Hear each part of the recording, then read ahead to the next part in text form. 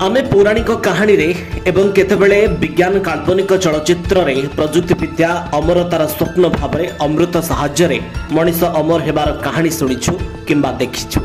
तथापि एबे एही कल्पना वास्तवतार परिणत हेबा आड़कू गति करुछे। एही संभावना उपरे पूर्वतन गूगल इंजीनियर रे कुर्जुवेल गुरुत्वारोप करिसेंती। से विश्वर प्रमुख भविष्यत विज्ञानी जे दाबी करिसेंती जे 2030 सुधा मनीष जैविक दृष्टि अमर हो पारिबा। रे कुर्जुवेल केवल जड़े वैषयिक विशेषज्ञ नुहंती वरं जड़े प्रामाणिक भविष्यवक्ता मध्य बोली विवेचना करा जाए।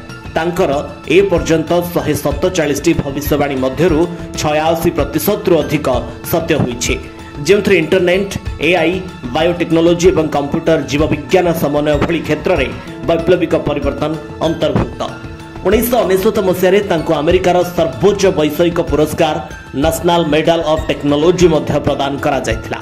से जहाँ कहिथिले ताहा एबे केवल एक विज्ञान कहानी नुहे वरं एक प्रजुक्ति विद्या रोडमैप भाव में विवेचना करा जाउछि। क्रुजवेल अनुसार आगामी वर्ष गुड़िकरे आम शरीर में नानोबट प्रवेश करा जिवो। एही नानोबट गुड़िक रक्त प्रवाह रे निरंतर भासिबे एवं क्षतिग्रस्त कोष गुड़िको मरामती मध्य करिवे। आमे पारंपरिक पर्यायर रोग गुड़िको चिन्हट करी निराकरण करिबु एवं वार्धक्य प्रक्रिया को ओलटाई देबु।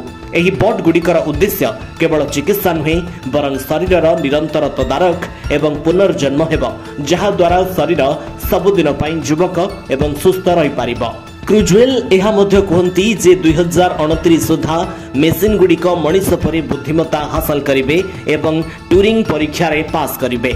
एहार अर्थ हेउछि जे मेसिन गुड़िक मनीष परि आचरण करिवो। एते परिमाण रे जे किए मेसिन एवं किए मनीष ताहा चिन्हिबा कष्टकर होइजिवो। भविष्यत मानव मस्तिष्क एवं कृत्रिम बुद्धिमत्तार एक मिश्रण हेबो, जहाँ आमर स्मृति शक्ति वृद्धि करिबो, निष्पत्ति नेबार शक्ति अकल्पनीय हेबो एवं आमर मस्तिष्क को क्लाउड रे अपलोड करा जाई पारिबो।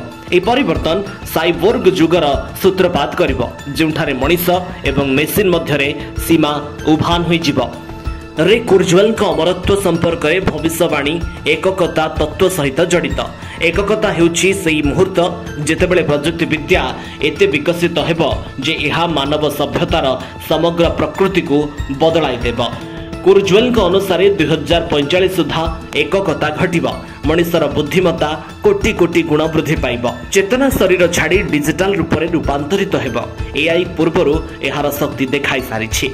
2023 रे GPT-4 एवं विंग एआई परी चैटबॉट केवल कथावार्ता को पुनः परिभाषित करि नथिला, बरं जदि एहा निजे शिखि पारिबो तेबे एआई केते दूर विकास करि पारिबो से विषय रे मध्य प्रश्न उठाइथिला।